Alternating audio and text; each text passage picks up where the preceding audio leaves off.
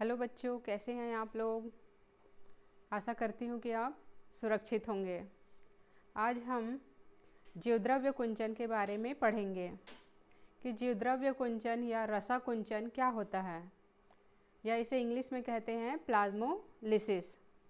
तो ये आपके 11वीं के कक्षा में, ये आपके थ्योरी में भी है और प्रैक्टिकल में भी है। तो देखते हैं हम कि जीवद्रव्य कुंचन क्या होता है। द्रव्य कुंचन जब किसी कोशिका को उसके जीवद्रव्य से अधिक सांद्र विलयन, मतलब अति परासरी विलयन में रखा जाता है, उसे इंग्लिश में हाइपरटोनिक सॉल्यूशन भी कहते हैं। तब क्या होता है बच्चों, कोशिका की रिक्तिका का जो जल होता है वो बाह्य परासरण के कारण बाहर जाने लगता है, और जो रिक्तिका होती है, कोशिका की जो रिक्तिका होती है, वैक्यूल होती है, वो संकुचित हो जाती है, सिकुड़ जाती है। तो रिक्तिका के संकुचित होने के कारण जीवद्रव्य भी संकुचित हो जाता है।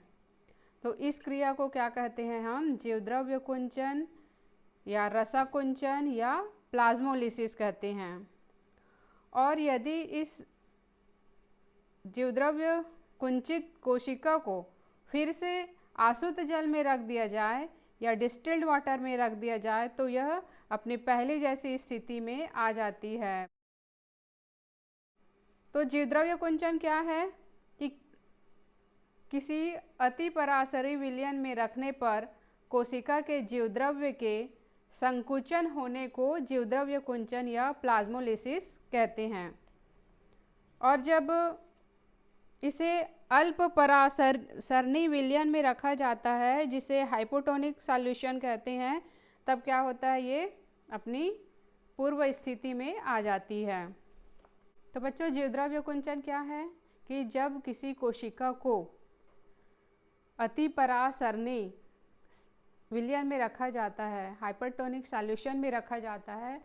जैसे कि इस प्रयोग में हम देखेंगे कि सोडियम क्लोराइड का 10% सॉल्यूशन बनाते हैं, घोल बनाते हैं, विलयन बनाते हैं। तो 10% का क्या मतलब होता है, मतलब सोडियम क्लोराइड को या नमक को क्या करते हैं हम, सबसे पहले भौतिक तुला या कोई भी इलेक्ट्रॉनिक स्केल से उसका 10 ग्राम लेते हैं और 100 ml डिस्टिल वाटर से, आसुत जल से उसको घोलते हैं, मिलाते हैं।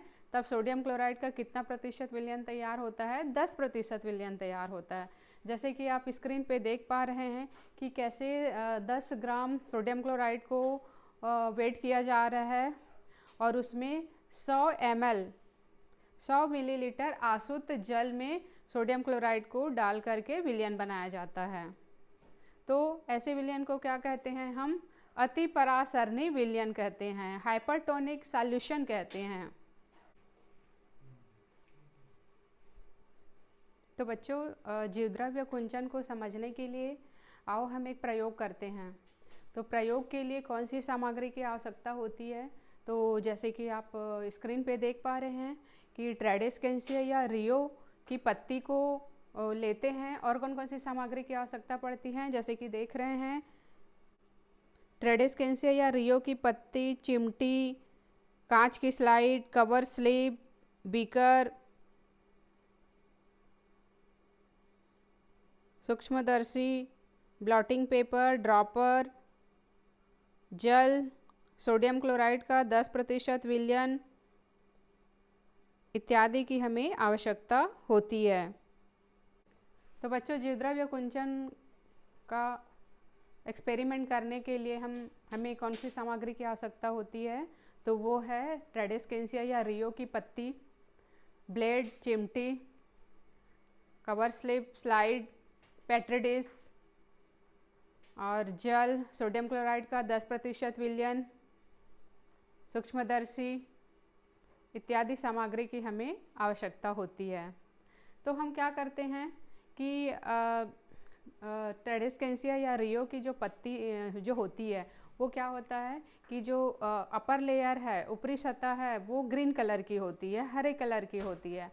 और उसका जो लोअर सरफेस है, जैसे कि आप यहाँ पे देख भी रहे हैं कि अपर लेयर कैसे है, ग्रीन कलर का है, और लोअर कैसे है, बैगनी कलर का है, या हाँ डार्क बैगनी कह सकते हैं, बैगनी कलर का होता है।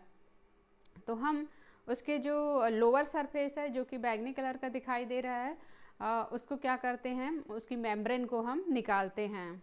जैसे कि आप देख रहे हैं कि हमने यहाँ पे तोड़ करके उसकी जो मेम्ब्रेन है लोअर सरफेस में उसको निकाल लिया है।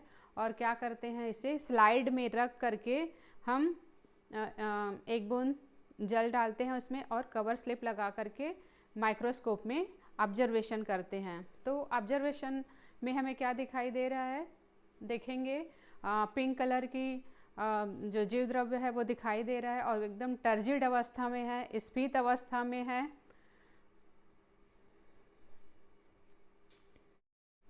जब हम इसे क्या करते हैं 10% सोडियम क्लोराइड के विलयन में रखते हैं तो क्या होता है, देखते हैं कि कोशिका का जो जल है वो निकल करके कहाँ चले जाता है।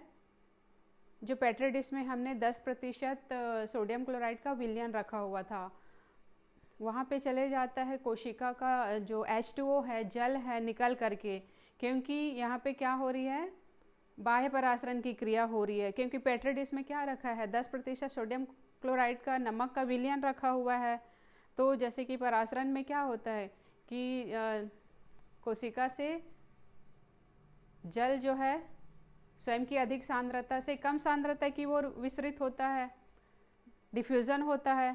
तो इसीलिए यहाँ पे क्या हो रहा है कि जैसे ही हमने उस ट्रेडेस्केंसिया या रियो की लोअर सरफेस वाली जो मेम्ब्रेन है उसको जब हम सोडियम क्लोराइड के विलयन में रखते हैं तो कोशिका का H2O निकल करके कहाँ जा रहा है, पेट्री डिश में रखे हुए सोडियम क्लोराइड के विलयन में जा रहा है। और इस प्रकार आप देख रहे हैं कि कोशिका का जीवद्रव्य जो है देख रहे हैं, जैसे कि सेकंड स्टेज में क्या दिखाई दे रहा है आपको कि जीवद्रव्य जो है संकुचित होना प्रारंभ हो जाता है। इसको प्रारंभिक जीवद्रव्य कुंचन कहते हैं। और जो उसके बाद जो थर्ड वाला स्टेज आता है उसमें क्या होता है कि जो जीवद्रव्य है पूर्णतः सिकुड़ करके गोल हो जाती है। तो इसे ही हम क्या कहते हैं बच्चों, जीवद्रव्य कुंचन कहते हैं, प्लाज्मोलिसिस कहते हैं, रसा कुंचन कहते हैं। अब इस जो जीवद्रव्य कुंचित हो चुका है उसे हम यदि फिर से आसुत जल में रख देते हैं तो क्या होता है, ये फिर से अपनी पूर्व स्थिति में आ जाती है, जिसे हम कहते हैं जीवद्रव्य विकुंचन, डीप्लाज्मोलिसिस कहते हैं। तो इस प्रकार आप इस एक्सपेरिमेंट से आप बहुत अच्छे से समझ गए होंगे कि जीवद्रव्य कुंचन क्या होता है।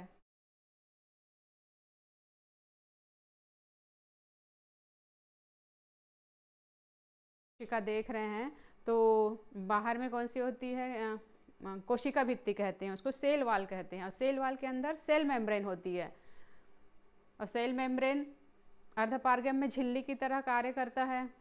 इसीलिए क्या होता है कि उसके अंदर जो जीवद्रव्य हैं और जीवद्रव्य में जल उपस्थित है तो अधिक सांद्र विलयन में रखने पर क्या होता है, मतलब सोडियम क्लोराइड का 10% विलयन में रखने पर कोशिका का जो जल है निकल करके कहाँ चले जाता है, पेट्री डिश में रखे हुए सोडियम क्लोराइड या नमक के विलयन में, और जो जीवद्रव्य है वो संकुचित हो जाता है, सिकुड़ जाता है।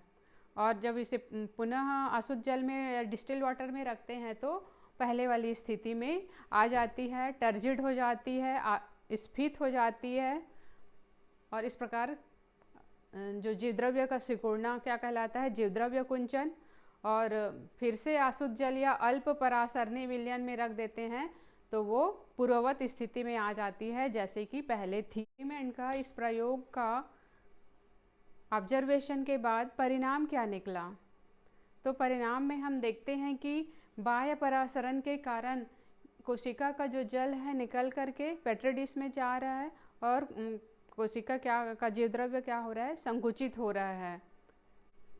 और जब इसे अल्प परासरणी विलयन में रख देते हैं, आसुत जल में रख देते हैं, तब क्या होता है कि उसमें अंतः परासरण की क्रिया होती है। अंतः परासरण मतलब जल के अणुओं का कहाँ जाना, कोशिका के अंदर जाना। तो इस प्रकार परिणाम ये निकला कि बाह्य परासरण के कारण कोशिका जो है संकुचित हो गई, जो कि अति परासरणी विलयन में हाइपरटोनिक सॉल्यूशन में रखा गया था, और जैसे ही उसको आसुत जल या अल्प परासरणी विलयन या हाइपोटोनिक सॉल्यूशन में रखा गया तो क्या हुआ, उसमें अंतःपरासरण की क्रिया हुई। जल के अणु जो है कोशिका के अंदर प्रवेश करने लगती है। तो इस प्रकार परिणाम क्या निकला कि बाह्य परासरण के कारण जीवद्रव्य कुंचन हो गया, सिकुड़ गया, और अंतःपरासरण के कारण चूंकि अल्प परासरणी विलयन में रखा गया था, हाइपोटोनिक सॉल्यूशन में रखा गया था, तो वो पूर्व स्थिति में आ जाती है। तो बच्चों, इस प्रयोग को करते समय कौन सी सावधानी रखनी चाहिए हमें? तो सबसे पहले तो रियो की जो पत्ती है उसका लोअर सरफेस से जो हम मेम्ब्रेन निकालते हैं उसको बहुत ही सावधानी से निकालना चाहिए, और ये मेम्ब्रेन जो है सूखने ना पाए इसका ध्यान रखना चाहिए। जो झिल्ली है वो, और कौन सी सावधानी रखनी चाहिए? तो जब हम सूक्ष्मदर्शी में स्लाइड को लगाते हैं तो कवर स्लिप के बाहर जो अतिरिक्त विलयन रहता है, या मान लो उसमें ग्लिसरीन हो जो अतिरिक्त हो गया है, कवर स्लिप के बाहर निकला हुआ है, तो हम उसको क्या करते हैं, ब्लॉटिंग पेपर से अच्छी तरह से पोंछ लेना चाहिए। हाँ, इस प्रकार अति परासरणी विलयन और अल्प परासरणी विलयन आप समझ गए होंगे। जीवद्रव्य कुंचन जिसमें जीवद्रव्य का सिकुड़ना, और विकुंचन डीप्लाज्मोलिसिस का मतलब क्या होता है, जीवद्रव्य का फैलना। तो इस जीवद्रव्य कुंचन या रसा कुंचन में इतने ही आपके क्वेश्चन बनेंगे कि जीवद्रव्य कुंचन किसे कहते हैं, या जीवद्रव्य विकुंचन क्या है। तो बच्चों, अब हम देखते हैं कि इस जीवद्रव्य कुंचन का महत्व क्या है, सिग्निफिकेंस ऑफ प्लाज्मोलिसिस। तो सबसे पहले ये कि ये जो जीवद्रव्य कुंचन की क्रिया जो होती है वो जीवित कोशिका में होती है। द्रव्य कुंचन है किसी कोशिका के जीवित और अजीवित रहने का निर्धारण करती है, क्योंकि जीवद्रव्य कुंचन की क्रिया सिर्फ जीवित कोशिकाओं में होती है। जीवद्रव्य कुंचन से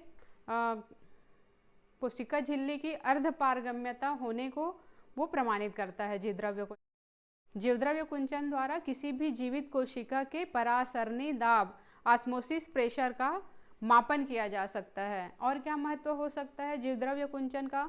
तो जैसे कि अचार होता है, पिकल होता है जिसमें नमक की मात्रा अधिक होती है, उसी प्रकार मुरब्बा होता है जिसमें शक्कर की मात्रा अधिक होती है। तो इसके कारण क्या हो जाता है, उस जीवाणु का जीवद्रव्य कुंचन हो जाता है, जिसके कारण वो खराब नहीं हो पाता और वो सुरक्षित रहता है। तो इस प्रकार जीवद्रव्य कुंचन का महत्व है।